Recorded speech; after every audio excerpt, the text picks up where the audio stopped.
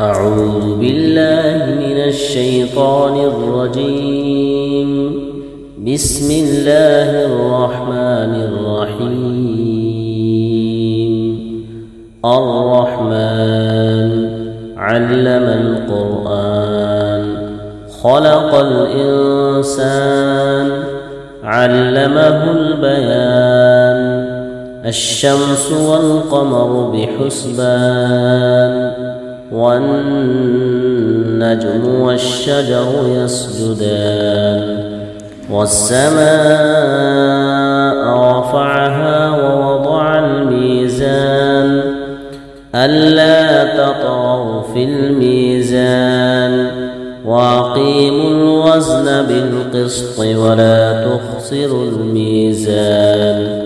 والأرض وضعها للأنام فيها فاكهة والنخل ذات الأكمام والحب ذو العصف والريحان. فبأي آلاء ربكما تكذبان؟ خلق الإنسان من صلصال كالفخار وخلق الجن من مارج من نار. فبأي آلاء ربكما تكذبان؟ رب المشرقين ورب المغربين. فبأي آلاء ربكما تكذبان؟ مرج البحرين يلتقيان بينهما برزخ لا يبغيان. فبأي آلاء ربكما تكذبان؟ يخرج منهما اللؤلؤ والمرجان. فبأي آلاء ربكما تكذبان؟ وله الجوار المنشآت في البحر كالأعلام.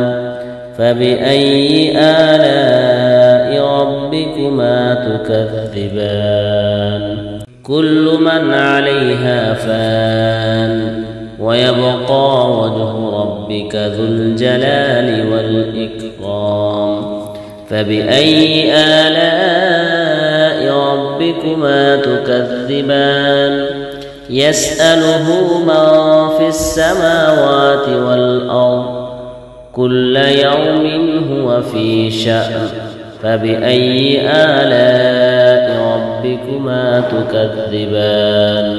سنفرغ لكم أيها الثقلان.